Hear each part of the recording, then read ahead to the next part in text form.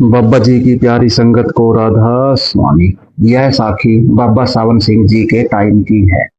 धुर कर्म हो तो नाम मिलता है। नामदान का समय भी भाग्य में पहले से निश्चित है। पहले से ही हमारे भाग्य में लिख के आता है कि नामदान मिलेगा या नहीं मिलेगा। आप कितने ही बार सत्संग में जाओ, कितनी ही बार डेरे में जाओ, कितनी ही बार गुरु के दर्शन करो, गुरु की कितनी ही बार लाइन में लगो, जब आपकी किस्मत में लिखा होगा कि नामदान की बख्शिश होगी तो होगी। अगर नहीं लिखा होगा तो आपको नामदान की बख्शिश नहीं होगी। इस साखी में इसी के बारे में बताया गया है। महाराज जी एक बार मसूरी जाने के लिए रेल से देहरादून जा रहे थे। रास्ते में उनका परिचय श्रीमती हजारा सिंह से हुआ, जो एक बड़ी स्नेहपूर्ण महिला थी। धीरे धीरे जान पहचान बढ़ती गई और कुछ ही समय में दोनों का आपस में बहुत स्नेह हो गया। वह महाराज जी को अपने पुत्र की भांति प्यार करने लगी और महाराज जी भी उन्हें बहुत चाहने लगे। महाराज जी उन्हें बेजी कहने लगे, जैसे कि पंजाब में अक्सर माँ को पुकारा जाता है। वह महाराज जी के पास कई बार डेरे आती और महाराज जी भी उनसे मिलने अक्सर उनके घर जाते थे। श्रीमती हजारा सिंह बड़ी धार्मिक भावनाओं वाली महिला थी और नियमानुसार श्री आदि ग्रंथ में से जपूजी साहिब का पाठ करती थी। वह बड़े महाराज जी से भी कई बार मिली, सावन सिंह जी से, और उनके प्रति उनके मन में गहरा प्रेम और आदर था। महाराज जी सन 1945 के चुनाव में खड़े होने के लिए बहुत उत्सुक थे, महाराज चरण सिंह जी। लेकिन अचानक सरकार ने एक अध्यादेश जारी किया जिसके कारण वह चुनाव नहीं लड़ सके। स्वाभाविक ही था कि महाराज जी बहुत निराश तथा उदास हो गए और इसीलिए बेजी महाराज जी की मानसिक हालत को समझकर उनको दिलासा देने के ख्याल से कुछ समय के लिए उनके पास शिक्षा आ गई। बड़े महाराज जी उस समय सत्संग के दौरे पर पेशावर जा रहे थे, जो अब पाकिस्तान में है। महाराज जी के निराश होने की बात सुनकर उन्होंने महाराज जी को संदेश भेजकर अपने पास दौरे पर बुलाया। महाराज बाबा सावन सिंह जी ने, महाराज सावन सिंह जी ने चरण सिंह जी को अपने पास दौरे पर बुलाया। महाराज जी पेशावर चले गए और बेजी भी उनके साथ गई। महाराज जी को बेजी के प्रति बहुत स्नेह था, इसलिए उनको तीव्र इच्छा थी कि बड़े महाराज जी बेजी को नाम दे।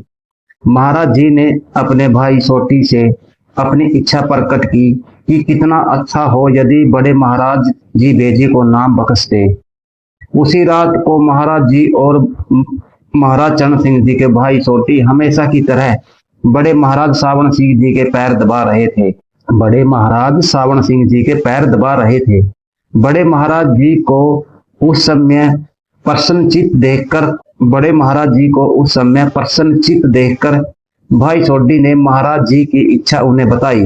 लेकिन बड़े महाराज जी ने जवाब दिया, इससे कहो वही इसको नाम दे दे। बड़े महाराज जी का यह जवाब सुनकर महाराज जी को बहुत आश्चर्य हुआ और वह इसका मतलब नहीं समझ पाए। फिर थोड़ी देर बाद बड़े महाराज सावन सिंह जी बोले कि इस जिंदगी में उसके भाग्य में नाम मिलना नहीं है। इस जिंदगी में उसके भाग्य में नाम मिलना नहीं है।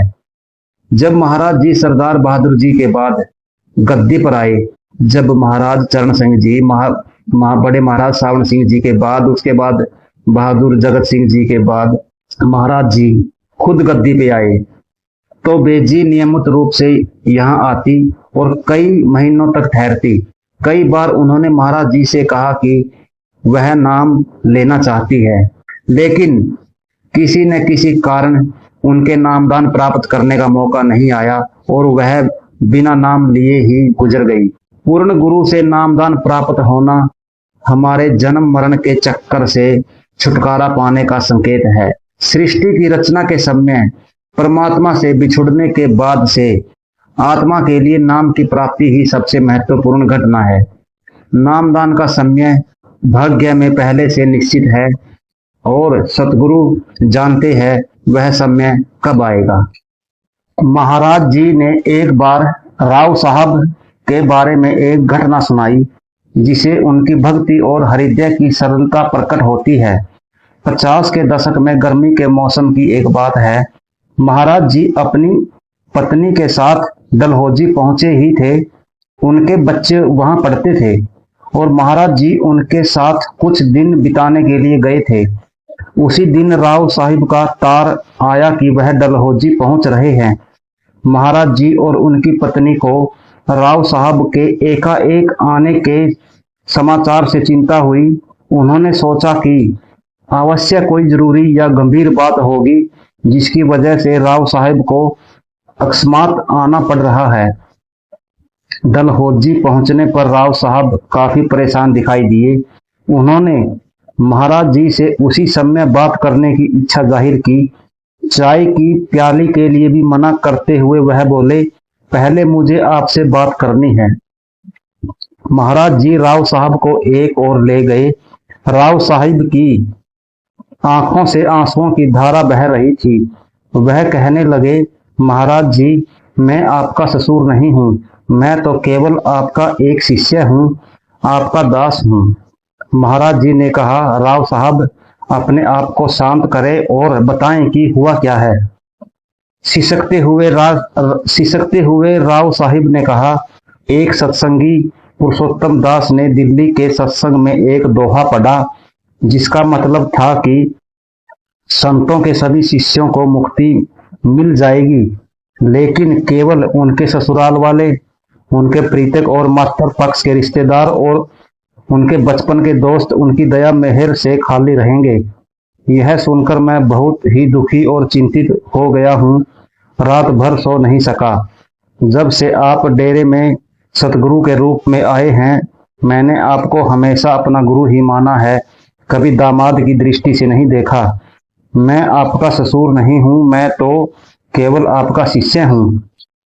राव साहिब के भोलेपन और श्रद्धा को देखकर महाराज जी का हृदय भर आया।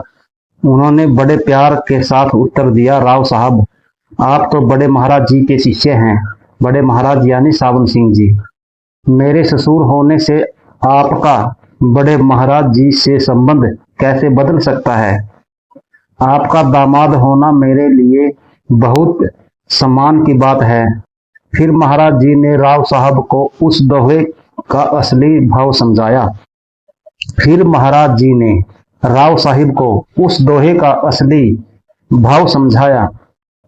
संतों के निकट मित्र और संबंधी कई बार उन्हें पुत्र, भाई, दामाद, पति, पिता या दोस्त ही मानते हैं और उनकी रूहानी महानता को समझ नहीं पाते। वे उन्हें साधारण मनुष्य ही मानने लगते हैं। इस वृत्ति के कारण वे संतों के करीब होते हुए भी उनसे लाभ नहीं उठा पाते। राव साहिब को यह समझाते हुए महाराज जी ने कहा, आप तो बड़े महाराज जी के प्रेमी सत्संगी हैं, आपको चिंता नहीं करनी चाहिए। महाराज जी के यह वचन सुनकर राव साहब को बड़ा चैन आया और वह बहुत खुश हुए। संगत जी, सबसे बड़ी बात है विश्वास की। एक कहावत है कि अगर पत्थर पे भी विश्वास करोगे वो भी साथ देगा। दो सत्संगी थे, उनका एक छोटा सा बच्चा था। वो बीमार हो गया और वो हॉस्पिटल में उसको लेके गए चंडीगढ़, और वहां डॉक्टरों ने उसको मृत घोषित कर दिया। पास में ही महाराज जी का सत्संग था, चंडीगढ़ के पास। तो वे पक्के सत्संगी थे, मियाँ बीबी। उन्होंने सोचा कि बच्चा तो हमारा चला गया, क्यों ना हम पास में बाबा जी आए हुए हैं, सत्संग सुनने के लिए जाते हैं और साथ में बाबा जी के दर्शन करते हैं। वो अपने मृतक बच्चे को लेके सत्संग सुनने के लिए चले गए और गाड़ी में अपने बच्चे को रखकर सत्संग सुनने के लिए पंडाल में चले गए। बाद में वो बच्चा जो गाड़ी में उसको छोड़कर चले गए थे, मृतक बच्चे को, वो बच्चा उठ गया और रोने लगा। तो सेवादारों ने देखा कि एक गाड़ी में बच्चा है और गाड़ी बंद है चारों तरफ से।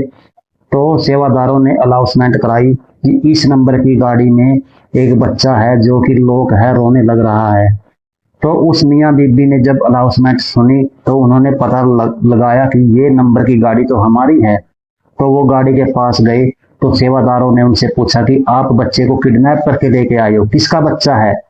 तो उन्होंने बताया कि ये हमारा बच्चा है। सेवादार नहीं माने। उन्होंने सेवादारों को डॉक्टर की रिपोर्ट दिखाई कि ये हमारा बच्चा है, बीमार था, हम चंडीगढ़ से आए हैं और डॉक्टरों ने इनको मृत घोषित कर दिया है। और ये कागज रिपोर्ट है, डॉक्टर की मेडिकल रिपोर्ट है।